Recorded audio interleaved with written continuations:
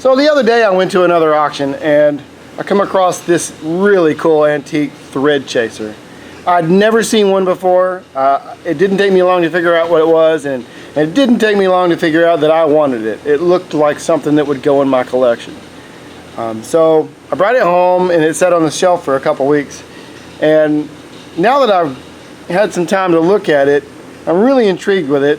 I did a little bit of research on the internet, and I'm really not finding much. There aren't a whole lot of articles about these. Not a whole lot of information out there.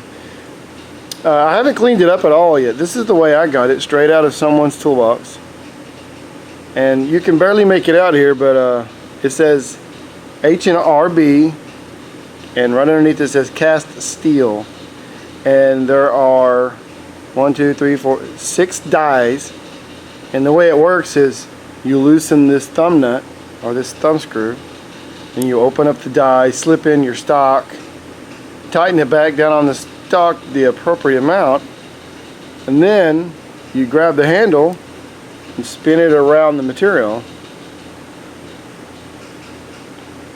So I thought it would be interesting to clean it up and take a better look at the writing on it, and maybe even test it out and see if it works.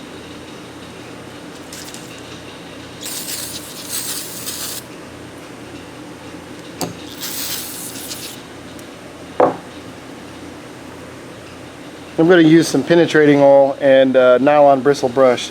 I don't want to take off any of this patina because this is a display item. I don't have no intentions of putting this in my toolbox. Not the one I use. So I like to just take off the dirt and grime just so we can get a better look at it.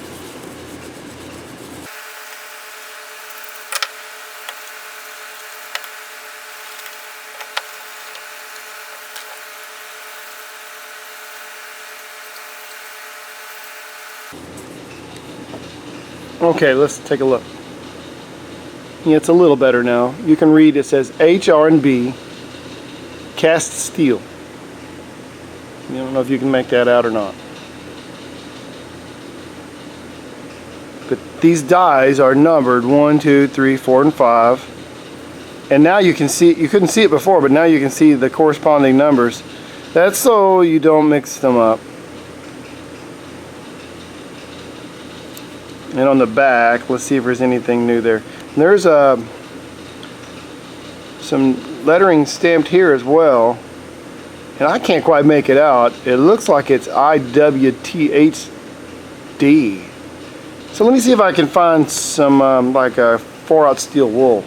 We'll rub this down a little bit.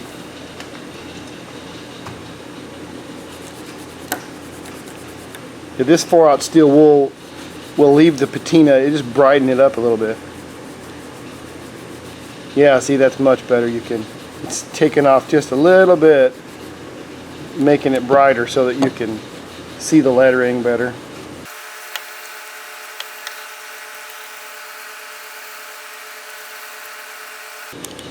I love the brass knob. They don't use materials like that anymore. Now it's got to be plastic. Alright, let's take a look. Can put my cheaters on. I still can't make out those letters. It really looks like it's a IWTH, maybe a B. Not real sure. Well, also while I was at the auction, in the same box there just happened to be 2 of these thread chasers.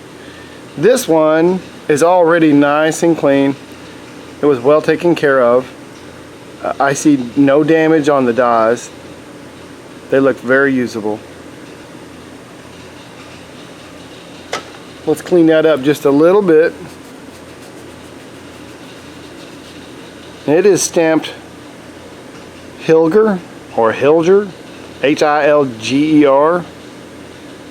It looks like it says Hilger and Sons.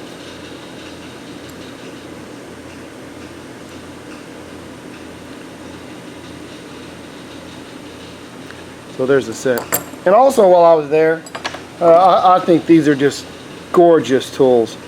This is a master wrench. These are amazing wrenches. I don't know why they don't make them to this day. This one is made by Heller, made in the USA, and I believe the patent date on this wrench was in the 20s. I don't remember exactly what year. They've made this for quite some time, so it's, you know, more than likely not dated back to the 20s, but it could be. This wrench, I've actually tested it out, and it has an amazing amount of power. It's not quite as convenient as some of the modern tools, but its spring action allows it to ratchet back and then grip. And lastly, another speed wrench. This one has a patent date right here on it. It says 1871. So this wrench could be as old as 1871. It's in very good shape. I haven't cleaned it yet, but the jaws are still nice and crisp. And instead of having the sprung jaw, it has a lever. So when you use this tool, you have to keep tension on the lever to make it speed ratchet. I love this threading tool, this thread chaser. I love it. It's amazing. So my favorite out of this auction would have to be these two tools, this master wrench and this thread chaser. These will definitely go in my collection. These others, I'm not so sure about. This one is pretty fascinating because of its age. But there's some value to me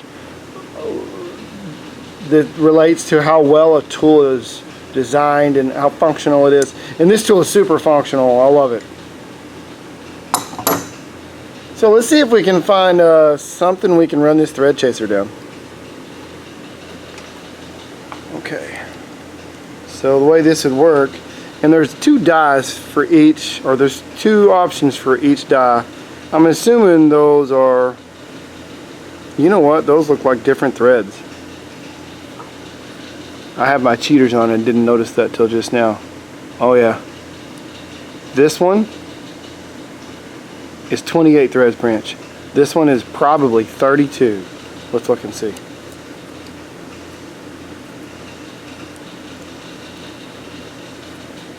There's 32. Oh yeah, that's what it is. So one is 32 threads per inch and the other's 28. So I have a 28 thread per inch, quarter-inch bolt here. Let's see what happens. So I'm gonna tighten the die up on the bolt. Just barely tight. And let's just see. Wow, I barely have any pressure at all on the thread. And look here, look up, look close, and you can see shavings. I don't know if you can see that or not, but this thing still has sharp dies in it. Let's back it up. Can you see those shavings? Well, let's tighten it up just a hair. Almost a little more than that. Okay, that's just barely snug. Oh, look at that. Can you see that?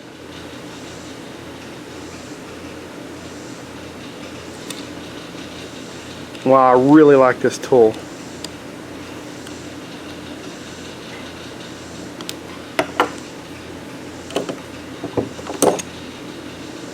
And it really works good. Come on, focus.